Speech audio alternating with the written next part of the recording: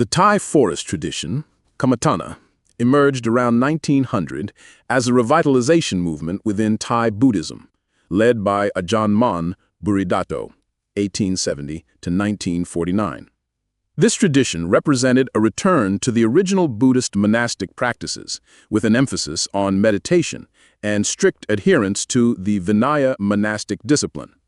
The movement grew out of the Dhammayut reform, initiated by Prince Mongkut, later King Rama IV, in the 1820s, which aimed to restore disciplinary standards that had declined in the Thai Sangha.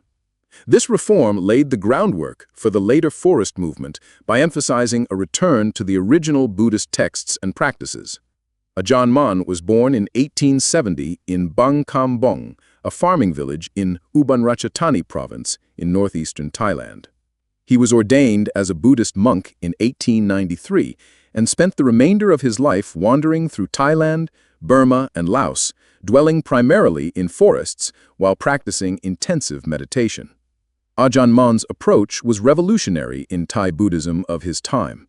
While many monasteries focused on scholarly study or ritual practices, he emphasized direct experience through meditation practice and strict observance of the Vinaya. This approach was controversial initially, as many Thai Buddhists of his era believed that enlightenment was no longer possible in the present age.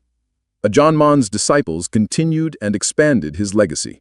Ajahn Chah, 1918 to 1992, became internationally renowned and established numerous monasteries in Thailand and abroad.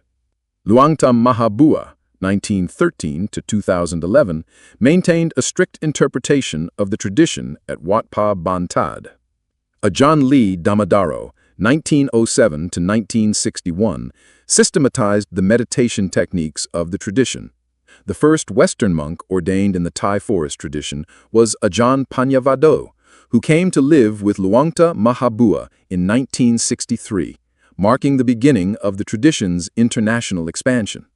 A significant point of confusion exists between the concepts of Tudong and Dutonga. Dutonga, meaning austere practice in Thai, refers specifically to the 13 ascetic practices allowed by the Buddha for monks seeking a stricter practice. These practices include wearing robes made from discarded cloth, possessing only 3 robes, eating only food received on alms rounds, eating only 1 meal per day, refusing food after the designated time, living in the forest, dwelling under trees, living in the open air, dwelling in charnel grounds, accepting whatever lodging is assigned, and sleeping in a sitting position. Tudong is the Thai term derived from Dutonga, but has evolved to specifically refer to the practice of wandering through forests and countryside, often undertaken by forest monks as a spiritual practice. While this wandering may involve practicing some or all of the 13 Dutonga practices, Tudong itself refers primarily to the forest wandering aspect.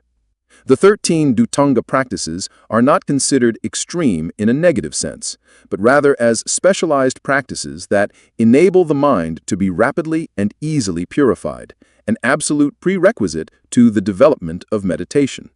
They are designed for determined practitioners who wish to accelerate their spiritual progress.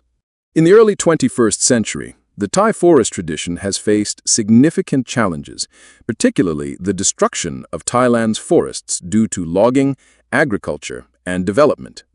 This environmental crisis directly impacts the tradition's practice since forest dwelling is central to its identity. Despite these challenges, the tradition has gained international recognition and established monasteries worldwide.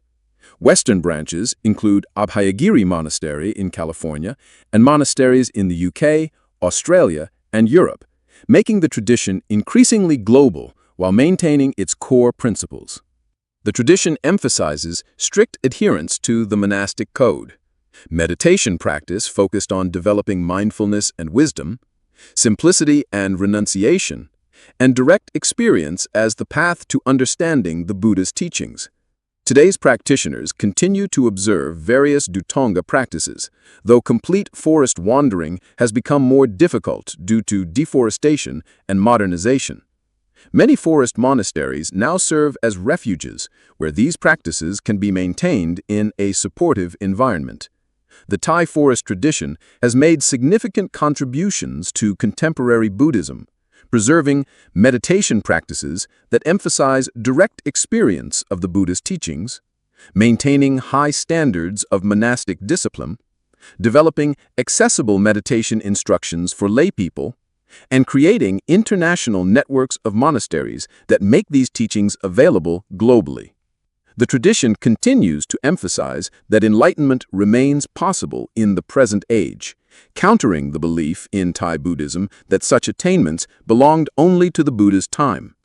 This living tradition represents one of the most direct connections to the original Buddhist monastic teachings on forest dwelling and meditation practice, offering practitioners a path that closely resembles early Buddhist monasticism while adapting to contemporary challenges.